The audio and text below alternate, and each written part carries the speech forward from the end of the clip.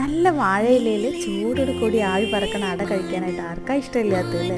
എല്ലാവർക്കും ഇഷ്ടമാണ്. പക്ഷേ അതൊക്കെ ഉണ്ടാക്കാനായിട്ടുള്ളൊരു സമയമില്ല എന്നുള്ളതാണ് സത്യം. അപ്പോൾ എന്താ ചെയ്യാം, നമുക്ക് വളരെ സിമ്പിളായിട്ട് എല്ലാവർക്കും ഉള്ള അട ഒറ്റ തവണ ഉണ്ടാക്കി നോക്കിയാലോ. അപ്പം ഞാൻ ചെയ്യുന്ന രീതി ഉണ്ട് കേട്ടോ. അതെങ്ങനെയാണെന്ന് വെച്ചാൽ കണ്ടു നോക്കാം കേട്ടോ.